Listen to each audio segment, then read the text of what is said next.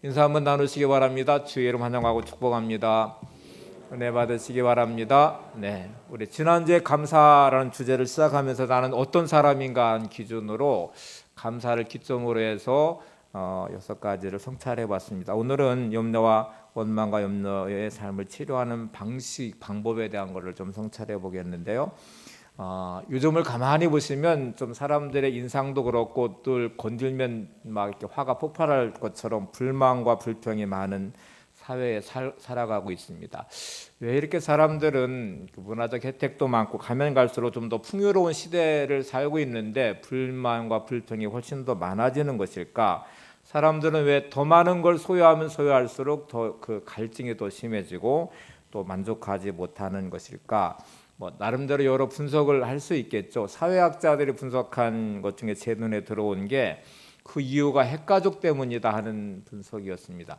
핵가족이 무슨 이렇게 불평과 불만을 많이 만들어내는 사회가 되게 했을까 하고 생각을 하는데, 그 예를 든 게 이런 내용이었어요. 예를 들어 저녁 식탁에 아이 혼자 키우는 집에서 이제 아이에게 온통 초점이 맞춰져 있죠. 아이가 뭐를 잘 먹는지 또 어떻게 먹여야 영양가를 충분하게 섭취해서 아이가 잘 자랄 수 있는지 이렇게 음식을 차려서 식사를 하는데 아이가 나 이거 먹기 싫어 하고 이제 짜증을 내요. 그러면 엄마가 달래죠.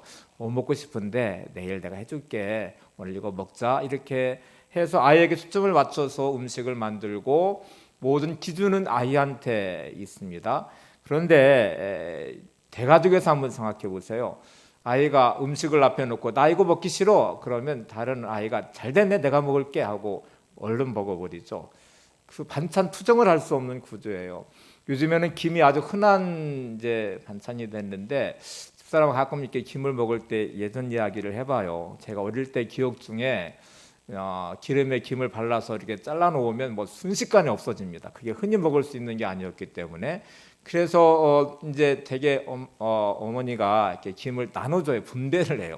하나씩 분배해주면 그거 이제 조금씩 떼서 먹는 기억이 있는데 저만 그런 줄 알았더니 집사람도 똑같은 기억이 있더라고요. 예전에 먹는 거에 대한 부분이 그렇게 쉽지가 않았었죠. 입는 옷이라든지. 그래서 부모님의 권위가 통하고 불평불만을 할 수 있는 구조가 아닙니다. 그냥 순종해야 되고 부족한 것이 있어도 채워지는 거에 대한 갈망이 있는데, 그래서 빨리 어른이 되고 싶어 했어요. 어른이 돼서 좀 더 자유롭게 내가 원하는 대로 살고 싶고 또 내가 원하는 걸 얻고 싶고 이제 그런 욕구들이 강했기 때문에 불만과 불평이 마음에 있을지 모르지만 이게 표출하는 방식은 없었어요. 그런데 요즘의 아이들은 자기들이 원하는 게 다 충족되거든요.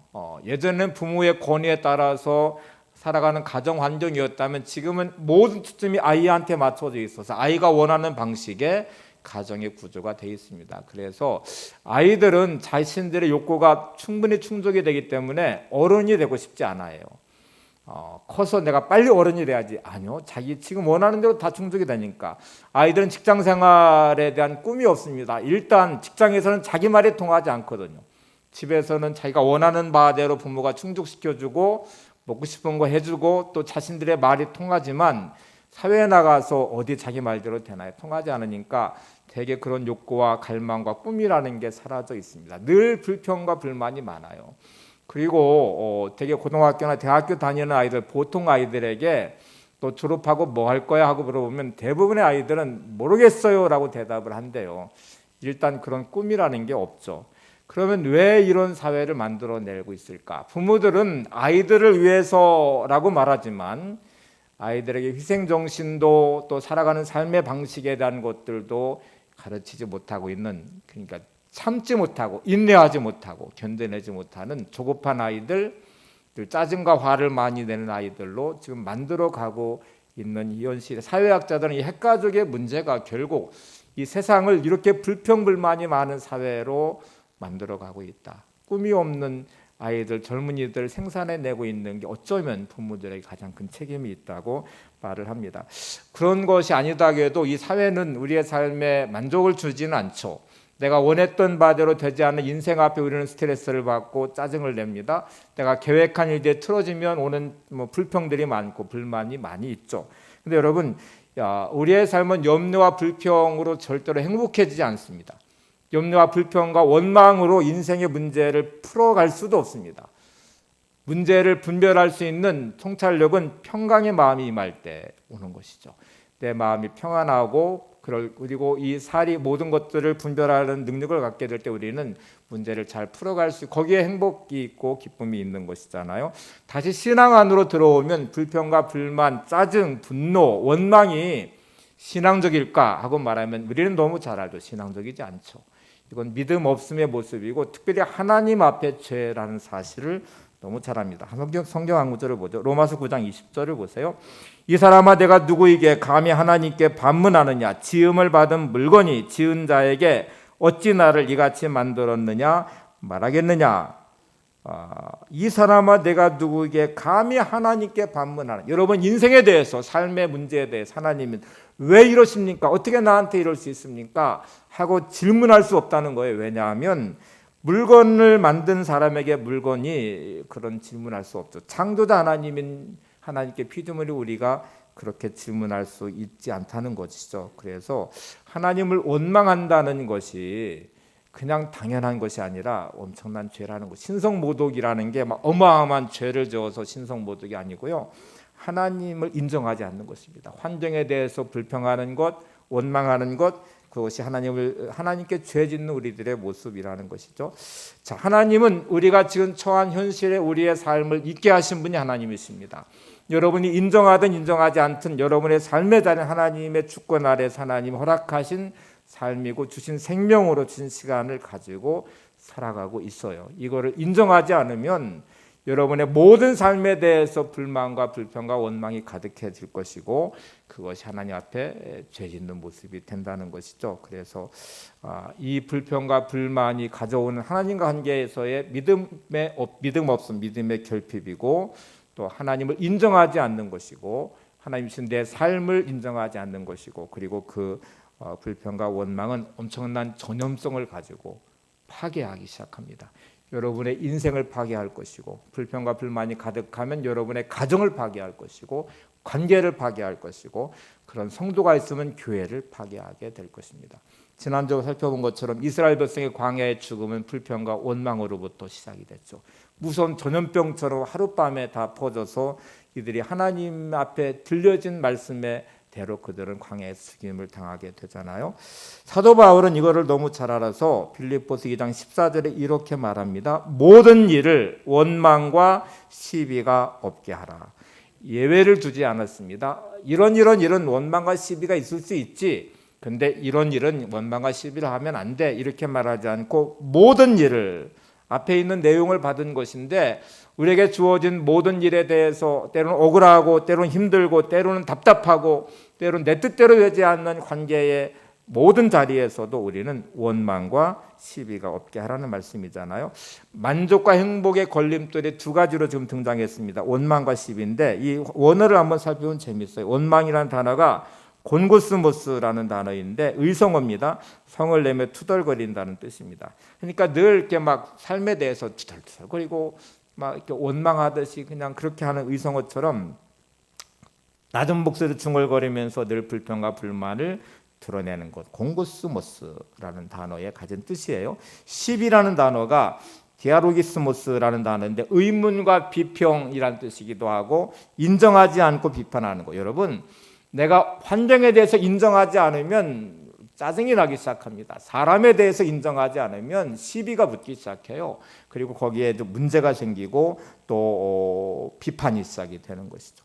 이 두 가지가 우리의 삶을 묶고 있는 정말 무서운 요소인데 원망하는 것, 늘 삶에 대해 투덜거리기 시작하는 것, 또 어떤 관계 안에서의 그 사람을 인정하지 않으면 나오는 비판이 시작이 되고 그러면 그 안에서 원망과 시비가 된다는 것이죠. 여러분 불평과 원망하는 그 순간들을 한번 생각해 보시면 어느 순간부터 그게 나의 삶의 방식이 되고 있다는 것을 압니다. 사람은 나를 잘하는 것처럼 보이지만 되게 불평이 많은 사람들은 자기가 불평이 많은 사람인 줄 몰라요. 절대로 모릅니다. 그리고 그렇게 화내고 짜증내는 게 당연하다고 생각하고 그럴 만한 충분한 이유가 있고 그래서 내가 화를 낸다고 생각하지 저 사람에게 문제가 있고 이 환경에 문제가 있는 것이지 나에게 문제가 있다고 생각하지 않아요. 그러니까 짜증내고 화내고 불평하고 원망하는 것이죠. 그리고 이거는 자신의 성품이 되고 습관이 됐다는 사실조차도 모릅니다. 우리가 거울을 봐야 내 모습을 보듯이 성찰을 해야 비로소 내 안에 내 모습을 보게 돼요.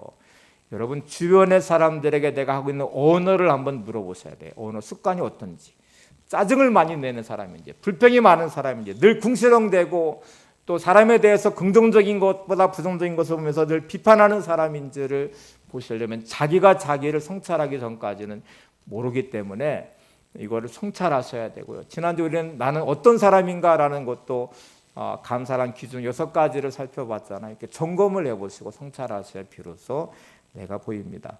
그리고 이것이 너무나 빠른 무서운 전염성을 가지고 내 인생을 마비시키고 우리 주변 사람들의 인생을 파괴시킨다는 것도 염두에 두셔야 돼요. 그래서 여러분 이 원망과 불평은 반드시 치료하셔야 되는데 강력한 치료제는 감사입니다. 감사가 있으면 원망과 불평이 절대로 공존할 수가 없어요. 그러면 원망과 불평을 치료하는 치료제는 가장 확실한 치료제는 감사하는 것입니다.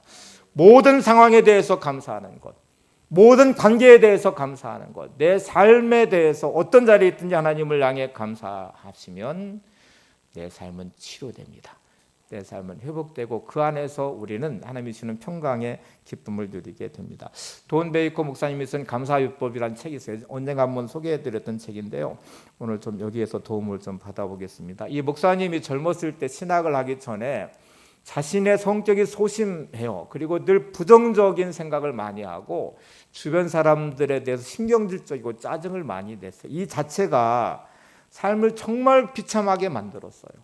왜 그런지를 몰랐어요. 자기가 왜 이렇게 소심하고 늘 신경질적이고 주변의 환경에 대해서 짜증이 많고 불평이 많고 사람들을 볼 때 늘 왜 부정적이고 비판하고 짜증을 많이 내는지 이거를 잘 몰랐어요. 근데 나중에 이게 자기를 삼켜버려서 도대체 불안과 두려움과 염려 또 자신 안에 있는 불만족 이게 휩싸여 오니까 심리적 안정이 되지 않아서 정신과 병원을 찾게 됐고 신경안정제를 복용하기 시작했고 삶은 그렇게 무너져 내렸습니다. 예수 믿는 사람이었어요. 이 문제 때문에 기도도 열심히 해봤대요. 아무리 기도해도 염려는 사라지지 않고 불평과 짜증도 사라지지 않고 인생에 대한 비관과 불행함, 마음도 사라지지 않았습니다. 근본적으로 나한테 뭐가 문제가 있나 보다. 예수 믿는 내가 이러면 안 되는데 하고 생각을 해서 그는 성경을 다시 보기 시작했습니다. 자기를 치료하고 싶었고 회복하고 싶었고 온전하게 행복하게 살고 싶었어요. 그래서 말씀을 붙잡아 봤어요.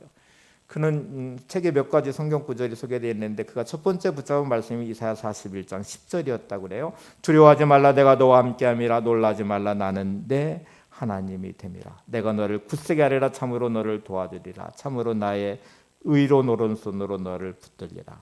히브리서 13장 5절 말씀도 마음에 담았습니다. 내가 결코 너희를 버리지 아니하고 너희를 떠나지 아니하리라. 마태복음 28장 20절도 마음에 담았다고 그래요. 볼지어다 내가 세상 끝날까지 너희와 항상 함께 있으리라. 오늘 마지막으로 오늘 본문의 말씀이죠. 빌립보 4장 6절 7절 아무것도 염려하지 말고 다만 모든 일에 기도와 간구로 너희 구할 것을 감사함으로 하나님께 아뢰라. 그래야 모든 지각에 뛰어난 하나님의 평강이 그리스도 예수 안에서 너희 마음과 생각을 지키시리라. 여러분 배고플 때 밥을 먹듯이 목마를 때 물을 마시듯이 생각에 이런 문제들이 생기기 시작하고 마음에 문제가 생길 때마다 말씀을 약을 복용하듯이 먹기 시작했어요. 묵상하기 시작했어요. 그리고 나와 함께 하시는 성령님이 오늘 나와 함께 하시기 때문에 내가 두려워하지 않을 거야. 나를 정말 사랑하시는 하나님이 영원토록 나와 동행하실 것이기 때문에 내가 그 하나님께 소망을 두면서 내가 믿음으로 살 거야. 자꾸 말씀을 통해서 생각과 마음을 지켜나가기 시작했는데 그는 이 모든 과정을 통해서 가장 확실한 치료제가 감사라는 것을 깨달았어요. 그래서 그는 책을 이제 목회자가 되고 나중에 이 모든 과정이 지나고 난 후에 감사요법이란 책을 썼습니다. 그리고 이 책이 많이 알려지면서 많은 사람들의 상담도 받게 되고 또 이 책을 보완해서 이제 책의 내용 중에 한 어머니 또 부부가 10대의 이 딸아이 문제 때문에 상담하는 내용이 나와요. 거기에 어떤 식으로 감사를 적용해 보는지 나와 있습니다. 10대 부모가 돈 베이커 목사님을 찾아와서 이렇게 상담을 했습니다. 목사님, 지금 제 아이는 제가 뭐라고 말만 하면 화를 내며 반항합니다. 교회도 나오지 않고 점점 타락의 길로 깊이 빠지고 있습니다. 아무리 붙잡고 타일러도 안 되고 혼내도 안 됩니다. 지금 제 딸은 점점 삐뚤어져 가고 있습니다. 하나님께 이 문제를 해결해 달라고 눈물로 기도도 해보았지만 소용이 없습니다. 기도하면 할수록 마음은 점점 무거워지고 답답해지고 전혀 변화의 모습이 보이지 않습니다. 어떻게 하면 좋습니까? 내용은 뭐 지금 잘 들으셨으니까 아시죠? 지금 10대의 딸아이가 점점 탈선해 가고 있고 건들면 폭발하듯이 짜증내고 화를 내요. 교회도 나오지 않아요. 하나님께 이 문제 해결해 달라고 눈물로 기도해 보지만 해결되지도 않고 기도하면 기도할수록 그 답답함이 더 커져만 가는 이 현실 앞에 어떤 변화도 보이지 않는 이 답답함이 지금 목사님을 찾아왔다는 거예요. 그래서 돈 베이커 목사님이 어떻게 기도하십니까? 이렇게 물었어요. 기도를 어떻게 하세요? 그랬더니 우리가 흔히 하는 기도에 하나님 우리 딸을 다시 착한 딸이 되도록 하나님께로 돌아오는 믿음의 자녀가 되도록 믿음의 딸이 되도록 도와주세요. 이렇게 기도합니다. 여러분이 흔히 하시는 기도잖아요. 근데 돈 베이커 목사님 이거를 뭐라고 배웠냐면 이 근심의 기도를 더 이상 하지 마십시오. 근심의 기도를 멈추십시오. 여러분 이게 근심의 기도라고 말해요. 우리가 흔히 하는 기도 해주세요. 도와주세요. 제가 지금 너무 힘들어요. 하는 이 기도가 근심의 기도래요.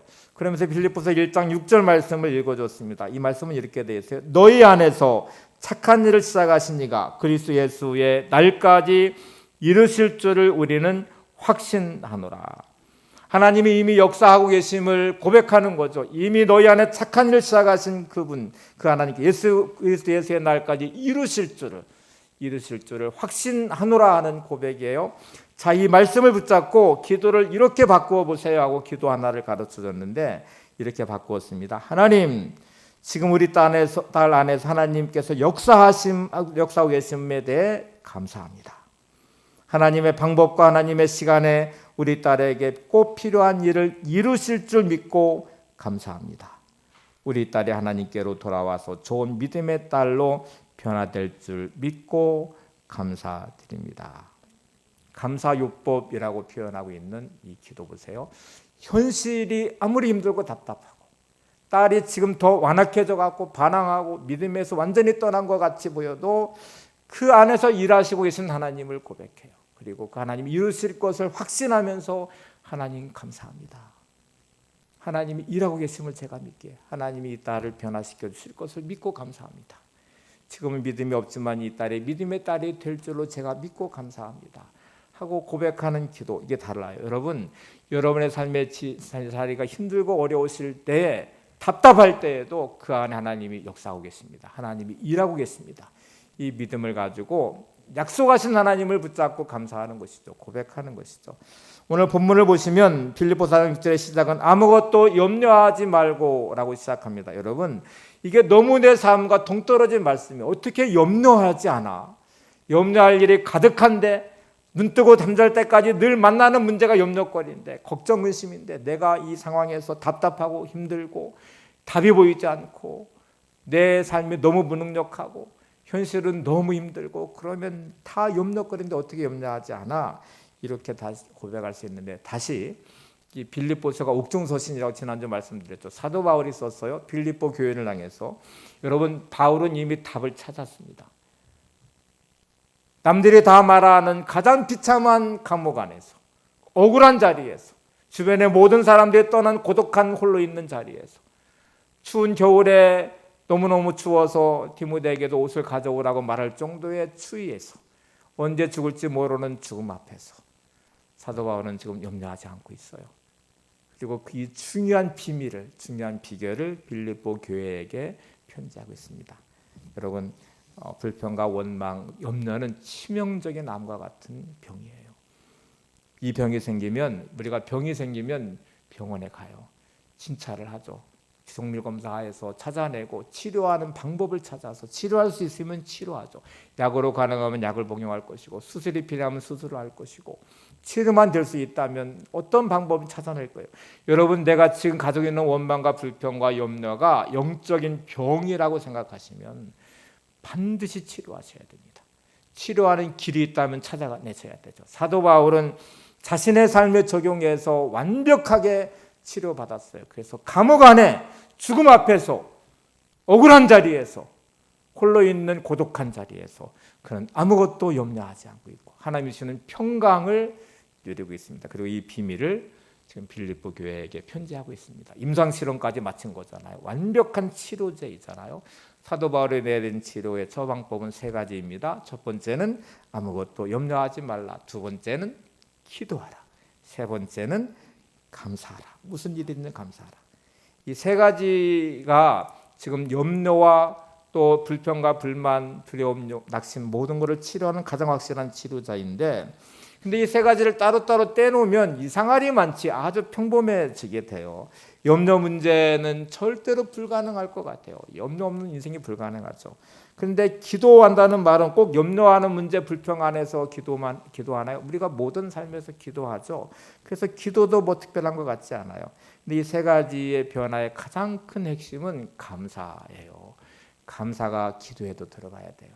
감사가 염려에도 들어가야 돼요. 감사가 불평과 불만에도 들어가야 돼요. 촉매제 역할을 한다는 말 들어보셨나요? 어떤 물질에 대해 촉매제 역할을 하면 그것이 변화가 더 빨리 일어나도록 만드는 역할을 해요. 시너지 효과라는 말도 있습니다. 시너지라는 말은 하나 더하기 하나는 2인데 시너지 효과가 발휘되면 하나에서 하나를 더했더니 그것이 10도 되고 100도 되고 1000도 되더라. 그 능력치가 더 커지는 것이고 효과가 더 커진다는 말이거든요. 시너지 효과가 원래 의학 용어라고 합니다.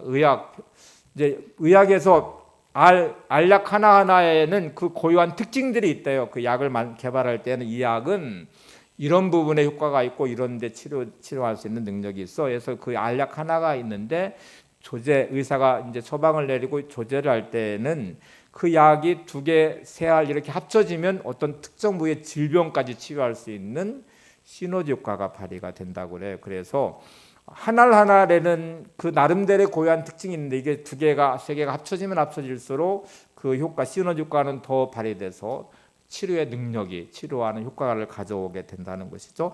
자, 이 3가지가 떨어지면 의미 없어집니다. 3가지가 같이 이제 섞여져야 되는데 하나하나 좀 살펴보도록 하죠. 첫 번째가 아무것도 염려하지 말라는 말아야 한다는 말씀인데 사도 바울은 왜 아무것도 염려하지 말라고 했을까요?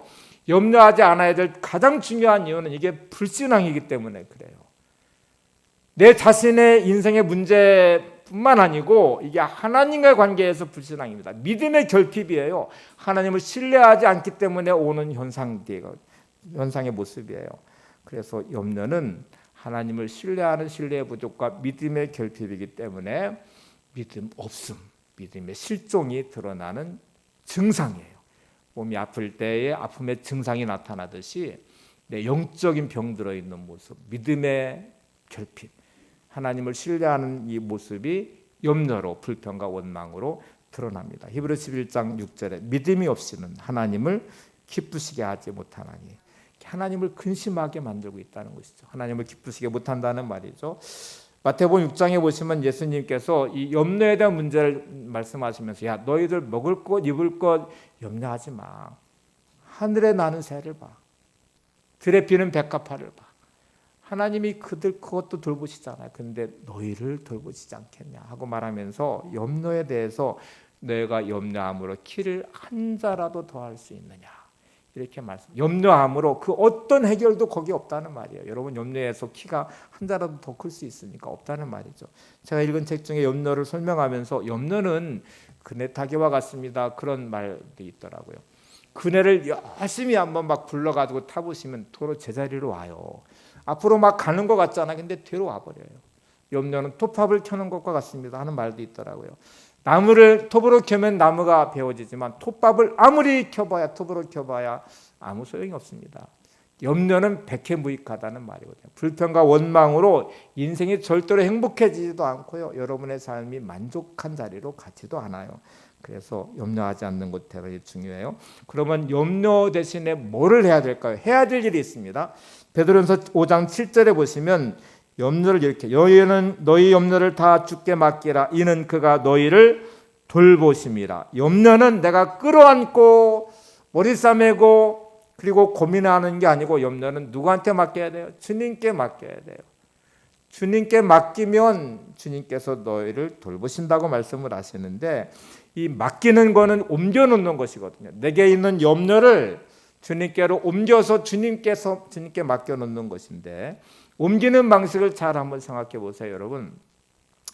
어떤 분들은 열심히 기도를 했어요. 주님께 맡깁니다 하고 기도했는데 기도를 끝나면 더 염려가 커졌어요. 불평과 원망이 가득한 자신의 삶에 대해서 기도를 열심히 했어요. 진짜 행복하고 싶어요. 감사하고 싶어요. 그런데 맡긴다고 맡겼는데 도로 또 끌어안고 더 머리 싸매고 있어요. 그거는 맡기는 게 아니에요. 맡기는 방식을 보세요. 그럼 물건을 갖다가 저 사람한테 옮겨서 주는 것일 거고 무거운 짐은 차에다가 실어가지고 또 이동해서 맡기는 것이겠죠. 우리가 주님께 염려와 불평과 원망을 내 삶의 무거운 짐을 맡기는 방식은 기도입니다. 기도를 통해서 우리는 주님께 맡기는 거예요. 그러니까 기도한다는 것은 내게 있는 염려를 내게 있는 문제를 주님께 옮겨놓는 것이구나. 주님께 맡겨놓는 것이구나. 자, 두 번째 기도를 한번 보실래요? 빌립보서 4장 6절에서 아무것도 염려하지 말고 하고 곧바로 뭐라고 말하냐면 다만 모든 일에 기도와 간구로. 염려하지 않는 것 내 안에 능력도 없고 내 힘으로 불가능한데 너 기도로 맡길 수 있어. 다만 모든 일에 기도와 간구로. 기도와 간구로 나눈 이유가 있어요. 기도라는 건 우리가 보편적으로 하는 기도입니다. 우리가 여러분들이 늘 하는 하나님 감사합니다 하고 기도하는, 저는 아침에 일어날 때부터 드리는 기도가 늘 이렇게 짜여져 있듯이 하는데, 간구는 특별하게 탄원하는 거예요. 구체적으로 여러분의 문제를, 내게 드러난 문제를, 내 삶의 현실에 닥친 문제들을 구체적으로 하나님께 아뢰는 것입니다. 그래서 여러분 힘들고 어려울 때마다 내 삶의 자리에서 이런저런 일이 있을 때마다 하나님, 이 문제가 내가 감당하기가 어려워요. 지금 이걸 주님께 옮겨놓습니다. 주님께 맡깁니다. 빈 문제가 막 나를 짓누르고 있다면 주님, 제게는 답이 없어요. 이 밤에 너무 제가 힘들고 어려워서 잠을 잘 수가 없어요. 너무 두려워요. 너무 염려가 많아요. 근데 이거 주님께 맡깁니다. 그러면 그 밤은 평안해지셔야 되잖아요. 잠을 자셔야 되죠. 염려로부터 벗어나셔야 되죠. 근데 여러분, 이 기도와 간구, 지금 두 가지 말씀을 드렸어요. 염려하지 말아라. 다만 모든 일에 기도와 간구를 하나님께 아뢰라. 근데 중요한 게 하나 지금 남아있죠. 감사함으로. 세 번째 방법은 감사함으로 하나님께 아뢰는 것입니다. 그래서 빌립보서 4장 6절에 너희 구할 것을 감사함으로 하나님께 아뢰라. 여러분, 이 두 가지만으로는 절대로 하나님께 옮겨놓기가 어려워요. 도로 내가 끌어안게 돼. 그래서 감사함으로 하니 세 번째가 반드시 들어가야 되는데, 마치 약을 복용하면 조제해서 약을 두 알, 세 알 이렇게 합쳐질 때 그것이 몸에 어떤 효능을 발휘하듯이 치료를 하듯이 내 몸을 치료합니다. 그러면 나오는 결과를 한번 보실래요? 빌립보서 4장 7절에 그리하면 모든 지각에 뛰어난 하나님의 평강이 그리스도 예수 안에서 너희 마음과 생각을 지키시리라. 그리하면 이 세 가지가 마치 잘 조제가 돼서 약이 되는 것처럼 염려와 기도와 간구와 감사함이 들어간 것을 하나님께 옮겨놓아서 하나님 앞에 아뢰지면, 옮겨놓아지면 그 다음에 결과가 이렇게 나와요. 모든 지각에 뛰어난 하나님의 평강이 그리스도 예수 안에서 너희 마음과 생각을 지키시리라. 제가 이 말씀을 묵상하면서 이렇게 한번 생각해 봤어요. 여러분, 요즘에 집은 다 번호키로 들어가시잖아요. 번호를 누르실 때에는 설정해 놓은 번호가 있어요. 그 번호를 정확히 누르셔야 되고요. 순서가 맞아야 돼요. 순서가 틀려도 안 열리고요. 번호가 틀려도 안 열려요. 자, 지금 번호키로 말하면 하나님 영적인 보물 창고가 문을 열면 그 안에 하나님의 평강이 들어있어요. 하나님이 주시려고 엄청 어마어마한 보물이 들어있다고 한번 생각해 보세요. 이 문을 열어야 되는데, 하나님이 닫아놓으신 이 보물 창고의 문을 열어야 되는데 번호키가 3개가 들어있네요. 하나는 염려하지 말라는 버튼을 누르셔야 돼요. 두 번째는 기도와 간구란 버튼을 누르셔야 돼요. 그것으로 안 열립니다. 여러분, 2개가 맞췄다고 열리지 않잖아요. 세 번째, 감사함으로 라는 버튼까지 누르셔야 비로소 그 영적인 보물창고가 열리고 하나님의 평강이 여러분의 마음과 생각을 지키는 은혜의 자리로 가게 될 것입니다. 그래서 오늘 이 세 가지를 잊지 마시고 내 이 삶의 자리에 염려하는 게 죄구나, 불평하는 게 죄구나, 믿음 없음이구나, 믿음의 결핍이구나, 하나님을 신뢰하지 않는 것이구나. 염려와 평강은 절대로 공존할 수 없습니다. 불평과 감사도 공존할 수 없습니다. 하나가 내 마음을 차지하면 다른 것은 내 마음 밖으로 밀려나게 돼 있잖아요. 그래서 하나님의 평강이 내 마음을 주장하는 삶이 되시려면 오늘 사도 바울의 완벽하게 임상실험을 마친 확실한 치료제예요. 여러분의 삶의 치료제로 주어진 것이니까 내가 염려하지 않아야지, 염려하지 말아야지 한다고 염려가 사라지는 게 아니니까 기도와 간구로 하나님께 아뢰야지, 옮겨놔야 되지. 근데 그것도 그냥 안 되니까 감사함으로 내가 옮겨놔야지, 이렇게 확신하고 고백하시면서 여러분의 모든 삶의 자리가 이렇게 처방대로 하시면 이게 이제 삶을 바꾸는 놀라운 은혜를 경험하시게 될 거예요. 우리가 다음 주부터 에덴 동산을 회복하는 7가지 언어를 찾아가게 될 텐데요. 여러분 하나하나를 좀 찾아가시면서 이 모든 것이 믿음의 행위이고 잃어버린 내 삶의 에덴을 회복하는 자리로 나를 세울 것이고, 오늘 이 처방대로 나는 반드시 염려 없는 삶에 내 자리를 세울 것이다. 그래서 반드시 기도가 흘러가게 할 것이다. 그 기도는 그냥 기도하지 않고 감사함으로 기도할 것이다. 이 감사요법은 가장 중요한 부분은 성취, 이루어진 것에보다는 하나님의 약속을 붙잡은 것입니다. 여러분 이 안에 내가 뭐가 들어있는지 모르지만 문을 열어보면 알잖아요. 하나님의 영적인 보물 창고 안에 이게 하나님의 평강이 들어있는데 그 여는 확실한 방법은 지금 3가지라고 말씀했으니까 이거를 누르는 과정을 거쳐야 되는데 그거는 성취보다 약속을 붙잡고 하는 거예요. 마지막으로 아브라함 이야기를 좀 하고 마치려고 합니다. 아브라함이 자식도 없고 자기의 미래에 대한 불확실함이 있는 어느 순간에 하나님이 아브라함을 찾아와서 약속을 하나 하세요. 야, 네가 내 말을 따라오면 내가 너에게 땅을 줄 것이고 민족을 허락할 것이고 하늘의 별처럼 바다의 모래알처럼 많은 자손을 줘서 민족이 되게 할 거야 하고 약속을 하시고, 아브라함은 그 약속을 붙잡고 고향과 본토와 친척과 아버지의 집을 떠나서 갈 바를 알지 못하고 따라갔대요. 불확실한 미래에, 이루어지지 않는 현실 앞에, 그 답답함 앞에 가나안을 인도한 하나님이 이 땅을 주겠다고 약속도 하시고 자식이 없지만 하늘의 별처럼 바다의 모래알처럼 주시겠다 약속하시는 그 약속을 붙잡고 아브라함은 감사의 제단을 쌓아요. 이게 제단을 쌓는다는 게 그런 거예요. 여러분 아직 이루어지지 않았지만 하나님이 이루어질 것을 믿고 감사하는 것, 약속의 성취를 확신하면서 믿음의 행동을 하는 것. 모리아산에서 자식 이삭을 번제로 바칠 때도 아브라함은 이 믿음이 있었다고. 히브리서는 죽은 자를 살리신 하나님을 믿었대요. 이 믿음이 행동하게 만드는 원동력이 되잖아요. 여러분, 여러분의 모든 삶이 힘들고 어려울 때도 감사가 흘러가시기를 바랍니다. 염려함으로 묶이지 마시고 그 자리가 기도, 간구의 자리가 되시기를 바랍니다. 그리하면 하나님의 평강이 여러분의 마음과 생각을 지키실 것입니다. 이 은혜를 날마다 누리시면서 승리하시기를 바랍니다.